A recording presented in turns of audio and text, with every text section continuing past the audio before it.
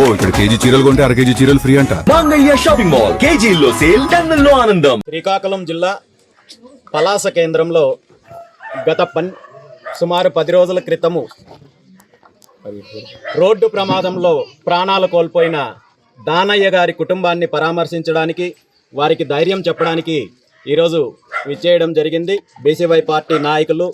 జిల్లా క్యాడర్తో కలిసి ఈ సంఘటన జరిగిన వెంటనే ఆ కుటుంబాన్ని పరామర్శించాలి, ఆ కుటుంబానికి ధైర్యం చెప్పాలని అనుకున్నప్పటికీ నేను అమ్మవారి దీక్షలో ఉండడం వల్ల వెంటనే రాలేకపోయాను. ప్రాణాలు కోల్పోయిన దానయ్య గారి ఆత్మకు సద్గతులు కలగాలని, అదేవిధంగా వారి కుటుంబ సభ్యులకు ఆ భగవంతుడు మనోధైర్యాన్ని ప్రసాదించాలని మనస్ఫూర్తిగా భగవంతుడిని కోరుకుంటూ, ఇది చాలా దురదృష్టకరమైన సంఘటన. ఈరోజు రాష్ట్రంలో కేవలం ఇక్కడ మాత్రమే కాదు, రోడ్డు ప్రమాదాలు ప్రతి నిత్యము సర్వసాధారణమైన పరిస్థితి అయిపోయింది. మరీ ముఖ్యంగా ఒక సెక్షన్ ఆఫ్ యూత్ డ్రగ్స్ వల్ల కావచ్చు, మరో రకంగా మారక ద్రవ్యాల వల్ల కావచ్చు, విచ్చలవిడిగా రోడ్ల మీదకొచ్చి ద్విచక్ర వాహనాలను నడుపుతూ సాధారణ ప్రజలను భయభ్రాంతులకు గురి చేసే ప్రయత్నం చేస్తుంటే, వీటిని నివారించాల్సిన ప్రభుత్వము, వీటిపైన చర్యలు తీసుకోవాల్సిన ప్రభుత్వము, డ్రగ్స్ని అరికట్టాల్సిన ప్రభుత్వము ఇండైరెక్ట్గా వీటిని ఎంకరేజ్ చేస్తూ ఈరోజు రాష్ట్ర వ్యాప్తంగా అనేక రకాలుగా అకారణంతో రోడ్డు ప్రమాదాలు జరిగి ఇలాంటి అమాయకులు ప్రాణాలు కోల్పోయే పరిస్థితి తీసుకురావడానికి ప్రధాన బాధ్యత రాష్ట్ర ప్రభుత్వానిదని తెలియజేస్తున్నాను. ఈరోజు ఇక్కడికి వచ్చిన తర్వాత, వారి కుటుంబ సభ్యులను చూసిన తర్వాత, కుటుంబ పెద్దను కోల్పోయి వారి తల్లిగారు కావచ్చు, వారి భార్య, అదేవిధంగా చిన్న పిల్లలు భవిష్యత్తు ఏం చెయ్యాలో తెలియని పరిస్థితుల్లో వాళ్ళు ఉన్నారు. నా వంతు బాధ్యతగా బీసీవై పార్టీ తరపున వారికి తక్షణ ఆర్థిక సహాయం అందించే పరిస్థితి కాకుండా, వారికి ఉన్న ప్రధాన సమస్యల్లో ఇల్లు కూడా లేని పరిస్థితుల్లో ఆ కుటుంబం ఉంది కాబట్టి, ఆ కుటుంబ పెద్దను కోల్పోయారు కాబట్టి, నా వంతు బాధ్యతగా వారికి ఇదే ప్రాంతంలో ఇల్లు నిర్మాణం చేయించే బాధ్యత నేను తీసుకుంటున్నానని చెప్పి ఈ సందర్భంగా మీ అందరికీ తెలియజేస్తూ, ఇలాంటి సంఘటన జరిగినప్పుడు రాజకీయాలకు అతీతంగా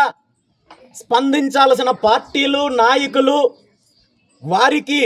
చేయూతను అందించాల్సిన పార్టీలు, నాయకులు దురదృష్టవశాత్తు ఈ అంశాన్ని కూడా ఒక రాజకీయ అంశంగా మలుచుకొని ఒకరి మీద ఒకరు విమర్శలు చేసే పరిస్థితి ఈరోజు రాష్ట్రంలో Telugu Desam party, Congress party, YSR Congress party చేస్తున్నాయంటే ఇది చాలా దురదృష్టకరమైన అంశము. మరీ ముఖ్యంగా వైఎస్ఆర్ కాంగ్రెస్ పార్టీ అధ్యక్షులు జగన్మోహన్ రెడ్డి గారు ఒక అడుగు ముందుకు వేసి ఈ అంశాన్ని చాలా చిన్న విషయంగా, ఈ రోడ్డు ప్రమాదానికి కారణమైన వారి ఆ పార్టీకి సంబంధించిన మాజీ మంత్రి కుమారుడిని వెనక వేసుకొని వస్తూ 18 సంవత్సరాల యువకుడు రోడ్డు ప్రమాదంలో ఒక వ్యక్తి మరణానికి కారణమైతే అందులో ఏమాత్రం తప్పు లేదు అనే విధంగా మాట్లాడుతూ,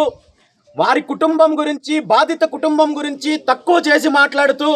వారికి ₹1,00,000 ఇస్తాము, లేదంటే ఉద్యోగం ఇస్తామంటూ చాలా నీచంగా మాట్లాడే పరిస్థితి ఉండడం చాలా దురదృష్టకరమైన సంఘటన.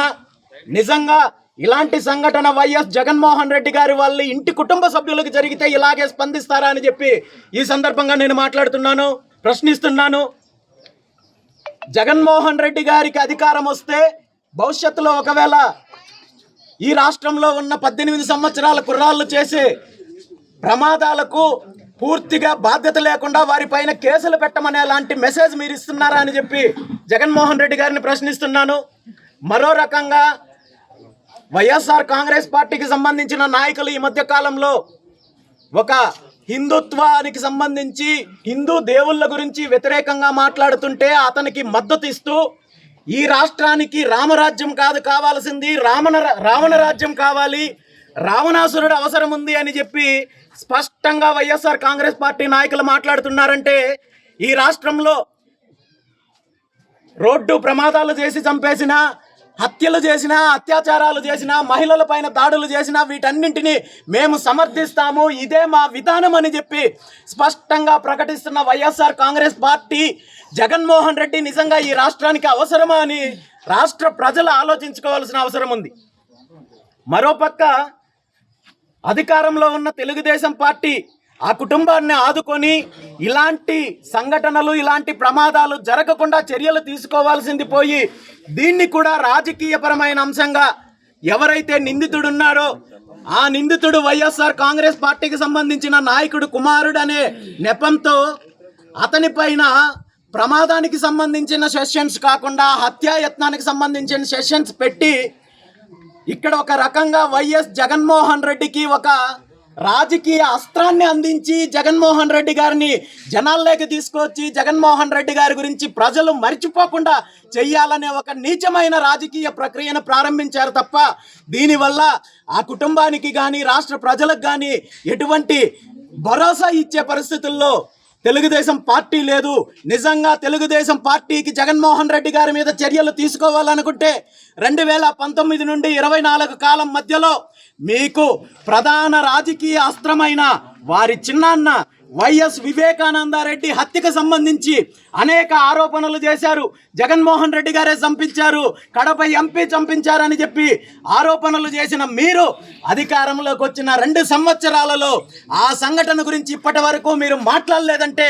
గత ప్రభుత్వంలో జరిగిన అవినీతిలో ఏ విధంగా మీరు లోపాయికారి ఒప్పందం చేసుకున్నారో అలాంటి ఒప్పందమే వైఎస్ వివేకానందరెడ్డి హత్యకు సంబంధించిన ఒప్పందం చేసుకున్నారని ఈ రాష్ట్ర ప్రజలు నమ్మాల్సిన పరిస్థితి వచ్చింది. మీరు ఇలాంటి సంఘటనల మీద కాదు రాజకీయం చేయాల్సింది. మీకు చేతనైతే, మీకు దమ్ముంటే ముఖ్యమంత్రి చంద్రబాబు నాయుడు గారికి సిగ్గుశరం ఉంటే 2019 నుండి 24 వరకు జగన్మోహన్ రెడ్డి గారి ప్రభుత్వ హయాంలో జరిగిన హత్యల గురించి, దళితులపైన జరిగిన దాడి గురించి, విశాఖపట్నంలో సుధాకర్ అనే ఒక దళిత డాక్టర్ని నిర్దాక్షిణ్యంగా ప్రభుత్వం హత్య చేస్తే దానికి సంబంధించి ఇప్పటి వరకు చర్యలు లేవు. అదేవిధంగా పల్నాడు జిల్లాలో ఒక అమర్నాథ్ అనే ఒక బీసీ బిడ్డను నిర్దాక్షిణ్యంగా హత్య చేస్తే ఇప్పటి వరకు నిందితులపైన చర్యలు లేవు. అదేవిధంగా వైఎస్ వివేకానందరెడ్డికి సంబంధించిన హత్య పైన మీకు ఇక్కడ అధికారం ఉన్న కేంద్ర ప్రభుత్వంలో మీరు పూర్తి స్థాయిలో భాగస్వామ్యం ఉన్న దాని మీద చర్యలు తీసుకోలేదంటే మీరిద్దరూ కలిసి డ్రామాలాడుతూ నీచమైన లోపాయికారి ఒప్పంద రాజకీయాలు చేస్తూ ఈ రాష్ట్ర ప్రజలను మభ్యపెట్టే ప్రయత్నం చేస్తున్నారు. ఇప్పటికైనా ఈ పరిస్థితిని మారుకోవాలి, ప్రజలకు మంచి చేయాలి, బాధితులకు మంచి చేయాలి. మీ కుట్రలను బయట పెట్టే రోజులు వస్తాయని చెప్పి ఈ సందర్భంగా తెలియజేస్తూ ఆ కుటుంబానికి బీసీవై పార్టీ అండగా ఉంటుందని, బీసీవై పార్టీ తరఫున ఒక కొత్త ఇల్లు నిర్మాణం చేయించే బాధ్యత తీసుకుంటాము. అవసరమైతే వారి పిల్లల యొక్క చదువు, దీనికి సంబంధించిన విద్యకు సంబంధించిన బాధ్యత కూడా బీసీవై పార్టీ తీసుకుంటుందని చెప్పి ఆ కుటుంబానికి ఆ భగవంతుడు మనోధైర్యాన్ని కల్పించాలని చెప్పి ఈ సందర్భంగా తెలియజేస్తూ ఈరోజు ఈ కార్యక్రమంలో పాల్గొన్న ప్రతి ఒక్కరికి కూడా ధన్యవాదాలు తెలియజేస్తున్నాను.